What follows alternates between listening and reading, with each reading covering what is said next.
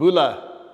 My name is Douglas LaRose. I'm the Executive Director of the Kava Coalition. All right. So I'm here visiting Fiji. I'm on Viti Levu, the main island where Suva is. Yeah, so it's really amazing to be here in Fiji. It's my first time. And when I touched down in Fiji, it was 5 a.m. I got off a flight from San Francisco, and I went directly to the Kava market in Nandi, and it was only like 6:30 a.m. and they were already mixing Kava. And so I started drinking Kava at 6:30 a.m. in Nandi at the market. And it was really quite the experience. And then I came here to Suva and to this wonderful kava bar, Lami Kava, and drank fresh green kava prepared in a Tanoa with good friends here at Lami Kava. And we drank kava deep into the night, and then I think we all got a really good rest. So it's just so amazing to be here in Fiji. It's kind of a dream of mine to come here. To come to one of the epicenters of Kava culture and Kava history, and just a really amazing experience. I am having a lot of really productive meetings with important stakeholders in the Kava industry. Most importantly, the Fijian government stakeholders and the farmers and the businesses that work with the farmers.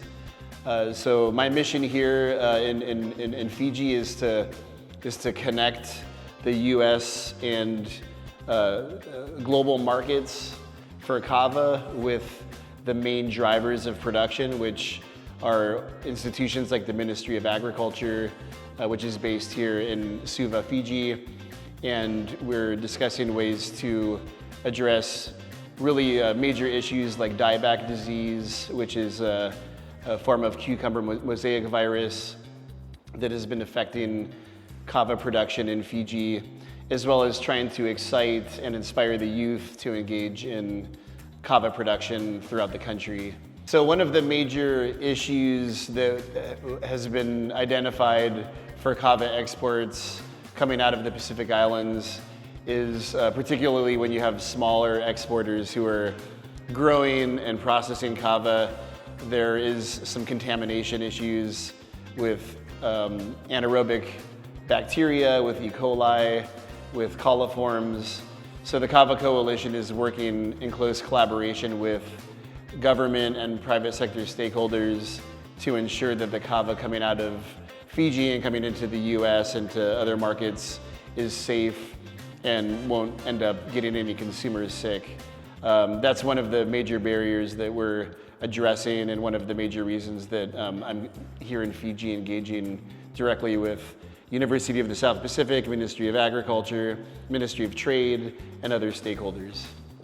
I'm also meeting with private sector stakeholders like Lami Kava, where I'm sitting right now, working closely with them to gain access to new markets, as well as work on issues like Kava quality, because Lami Kava is very well known for producing and exporting very high quality clean Kava to Kava bars in the US and to Kava vendors.